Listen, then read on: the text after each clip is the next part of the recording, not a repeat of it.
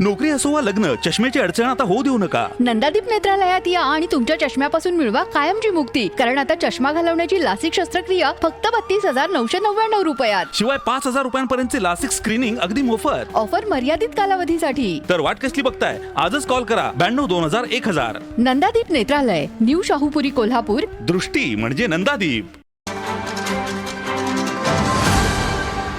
सर्वप्रथम भारतीय जनता पार्टी हा फक्त एक पक्ष नाही तर एखाद्यासाठी एक परिवार कसा बनू शकतो हे मी स्वतः अनुभवलं आहे. आपल्याला सर्वांना माहिती आहे, 1 वर्षापूर्वी विधानसभेच्या निवडणुकीदरम्यान मी तयारी करत होतो. काही कारणांमुळं माझी उमेदवारी पुढे जाऊ शकली नाही, परंतु मला आनंद ह्या गोष्टीचा आहे की सर्व वरिष्ठ नेते जे मला गेले अनेक वर्ष मार्गदर्शन करत आलेले आहेत, आज बरोबर 1 वर्षानंतर महानगरपालिकेची निवडणुकीच्या सामोरे जात असताना वरिष्ठ लेवलला माझा विचार झाला. जिल्ह्यातल्या सर्व नेते मंडळींना एक निरोप देण्यात आला की कृष्णराजला ह्यामध्ये उतरवलं पाहिजे असा आमचा सगळ्यांचा विचार आहे. आणि फक्त 2च दिवसापूर्वी संध्याकाळी मला तो निरोप आला की या निवडणुकीच्या सामोरे जाताना तुझ्या पाठीशी आम्ही सगळेजण उभं राहायला तयार आणि तू हे केला पाहिजेस. मी खास करून सन्माननीय मुख्यमंत्री देवेंद्रजी फडणवीस साहेब, सन्माननीय प्रदेशाध्यक्ष रवींद्र चव्हाण साहेब, त्या टाईमचे प्रदेशाध्यक्ष सन्माननीय बावनकुळे साहेब आणि भारतीय जनता पार्टीचे सर्व वरिष्ठ नेत्यांचे खूप खूप मनापासून आभार मानतो की त्यांनी माझ्यावर एवढा विश्वास व्यक्त केला आणि एवढी मोठी ताकद म्हणून माझ्या पाठीशी ते उभे. हो, माझा खरं तर जाहीरनामा जो असेल तो लवकरच बाहेर येणार. त्यामध्ये मी विस्तारमध्ये आपल्याला सर्वांना त्या बाबतीत माहिती देईन. पण आपण सगळ्यांनी बघितलं असाल की माझ्याकडे कुठलंही पक्षाचं किंवा संविधानिक पद नसताना सुद्धा मी कोल्हापूरचे अनेक समाजाशी निगडीत असणारे प्रश्नांवरती काम करत आलो आहे. त्यामध्ये खास करून आता कचऱ्याविषयी प्रश्न असतील, डेव्हलपमेंट फंड्सचे विषय असतील, क्रीडा क्षेत्रात असेल, असे अनेक गोष्टी आहेत. परंतु ह्या निवडणुकीला सामोरत असताना मी थोडेसे वेगळे युनिक मुद्दे घेऊन उतरणार आहे आणि ते आज ह्या ठिकाणी जाहीर करणं ते योग्य नाही आहे. पण येणाऱ्या काही दिवसांमध्ये जेव्हा माझा जाहीरनामा बाहेर पडेल त्या माध्यमातून मी तुम्हाला सांगतो. फोटो आणि त्याखाली नेक्स्ट मेयर असा एक ट्रेंड चालतोय, कसं बघता याकडे? काय नेमकं मी आपल्याला सगळ्यांना सांगू इच्छितो की मला काम करण्याची संधी मिळावी त्यासाठी मी मागचे 1-1.5 वर्ष झालं कार्यरत आहे. पक्षांनी, सन्माननीय आमच्या सर्व जिल्ह्याच्या नेते मंडळींनी, महायुतीच्या सगळ्या नेते मंडळांनी माझ्यावरती विश्वास व्यक्त करून मला ह्यामध्ये उतरवत आहेत. ह्याचाच मला खरं तर फार अभिमान वाटतो. आणि पुढे जात असताना मी कुठल्याही आता पदाचा न विचार करता ही निवडणूक आहे, ही निवडणूक लढवायची आणि फक्त माझ्या वॉर्डपुरतं नाही पण संपूर्ण कोल्हापूर शहराच्या दृष्टीने मी याच्यावरती काम करणार. माझ्या वॉर्डबरोबरच आमचे भारतीय जनता पार्टीचे महायुतीचे सगळ्या कॅन्डिडेट्सचा मी पुढच्या 15 ते 20 दिवसामध्ये प्रचारासाठी उतरणार आहे.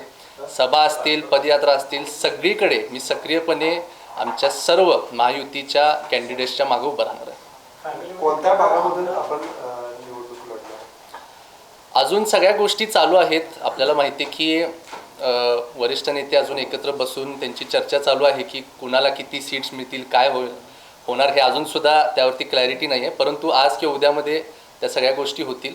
मी वॉर्ड 3मधनं तशी आता तयारी करायला चालू करत आहे.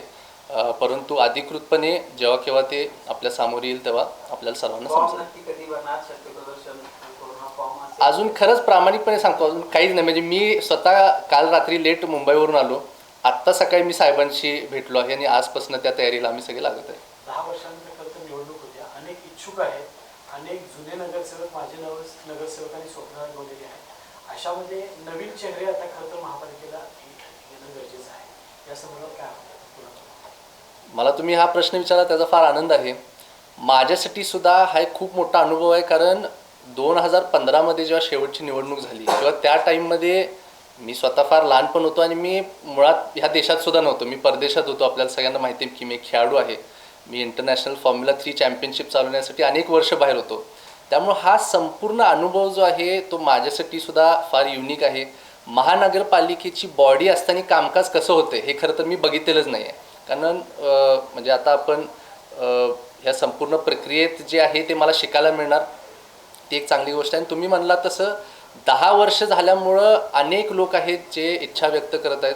तुम्ही जर बघितला तर महायुतीमध्ये भारतीय जनता पार्टी असेल, शिवसेना असेल, राष्ट्रवादी असेल, यांच्याकडं अनेक लोकांनी येऊन इंटरव्ह्यूज दिलेले आहेत की ते इच्छुक आहेत.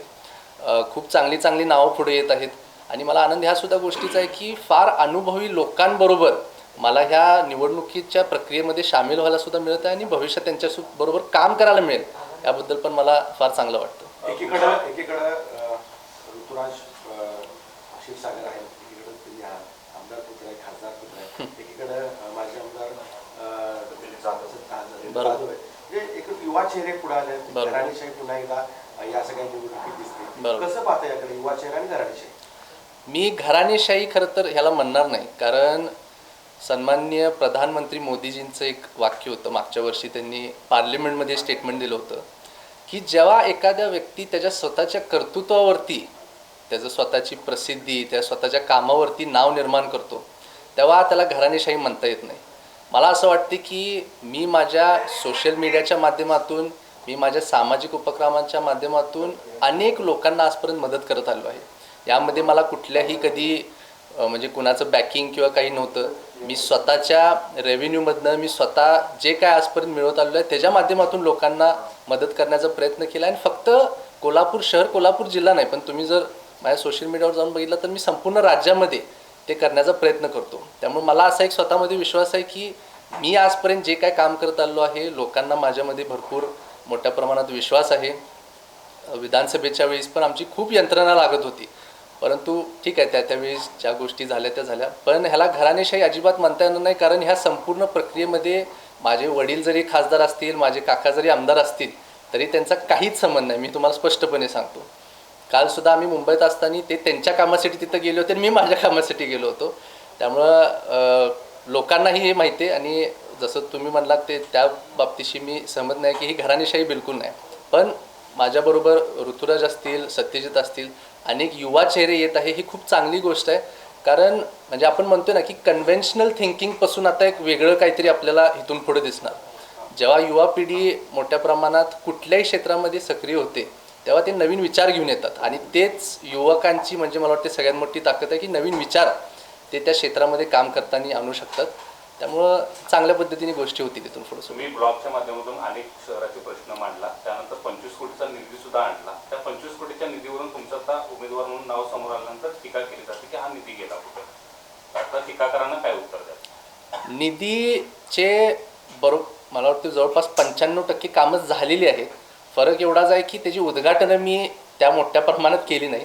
माझ्याकडे संपूर्ण यादी सगळ्या 25 कोटीच्या कामांचे जे कामं संपले, मला वाटते जवळपास 5 ते 6% फक्त कामं उरली असतील. बाकी सगळी कामं झालेली आहेत. महानगरपालिकेकडनं तुम्हाला संपूर्ण पुरावा घेऊन मी त्या बाबतीत देऊ शकतो. आणि आपल्या माध्यमातून मी एवढंसुद्धा विनंती करेन की या संपूर्ण प्रक्रियेमध्ये एक नेगेटिव्ह नरेटिव्ह तयार करण्याचा भरपूर प्रयत्न होणार, पण मला त्या गोष्टीची अजिबात चिंता नाही, कारण लोकांपर्यंत माझं काम पोचलेलं आहे. लोकांना माझ्यावरती विश्वास आहे. काँग्रेसकडून कोल्हापूर कसं तुम्ही म्हणशीला तसं अशी एक टॅगलाईन या निवडणुकीच्या निमित्तानं पुढे आली. आपल्याकडून काय, कारण आपण सोशल मीडियामध्ये जास्त सक्रिय आहात, याला कसं उत्तर दिलं जाणार आहे?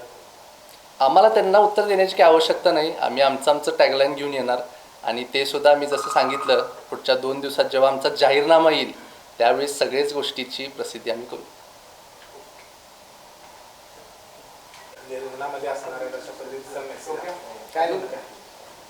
कोल्हापूरमध्ये महायुतीचा फॉर्म्युला अजूनसुद्धा ठरायचा आहे.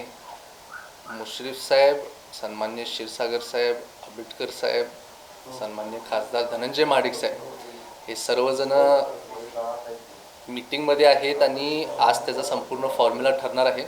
परंतु कोल्हापूर महानगरपालिकेमध्ये महायुती म्हणूनच आम्ही ह्या निवडणुकीच्या सामोरे जाऊ अशी मला खात्री आहे. प्रभाग क्रमांक 3 मधून उमेदवारी अर्ज आहे तो या ठिकाणी खरेदी केलेला पाहायला मिळते. निवडणुकीच्या रिंगणात उतरणार काय नाही. मी मगाशी तर समजवलं सगळ्यांना की कुठं ना कुठं तर ह्या संपूर्ण प्रक्रियेमध्ये येण्याची माझी आता गेले अनेक वर्ष इच्छा आहे. मला खूप आनंद आहे की पक्षाच्या माध्यमातून मला राजकारणात किंवा एखाद्या संविधानिक पदाच्या निवडणुकीमध्ये पहिली पायरी ही मला वाटते महानगरपालिकेची असते जेव्हा तुम्ही शहराचा विचार करता. त्यामुळे एकदम बेस लेवलपासनं माझी सुरुवात मला करायला मिळत आहे, ह्याचा मला आनंद आहे. त्याचबरोबर माझे अनेक गुरु आहेत ह्या राजकीय क्षेत्रात, त्यांनी सगळ्यांनी सुद्धा मला फार समजून सांगितलं की ह्या लेवलपासून जेव्हा चालू करणार तेव्हा लाँग टर्ममध्ये त्याचे अनेक फायदे आहेत.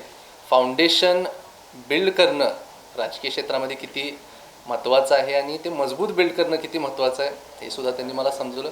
आणि आता जे काय चालू आहे त्या संपूर्ण गोष्टी बाबतीत मी फार आनंदी आहे. खरं तर विधानसभेची तयारी आहे ती केली होती. कृष्णराज महाडिक विधानसभेला दिसणार अशा पद्धतीची चर्चा होती. अचानक महानगरपालिकेचं विधानसभेच्या वेळेस आपल्याला माहिती आहे की कोल्हापूर उत्तरमधून मी तयारी करत होतो आणि त्यावेळेस शिवसेनेला ते तिकीट गेलं आणि सन्माननीय राजेश क्षीरसागर साहेब आमचे उमेदवार होते, ज्यांचा मी प्रचारसुद्धा फार मोठ्या प्रमाणात केला. आणि संधी मिळाली संधी गेली ह्या बाबतीत मी कधी कुठल्या गोष्टीचं वाईट वाटून घेतलं नाही. मला जसं मला मार्गदर्शन करणाऱ्या नेते मंडळांनी समजवलं की योग्य वेळी आपण तुला राजकारणात आणू आणि आता मला ते वाटते होत आहे आणि त्या बाबतीत मी समाधानी आहे.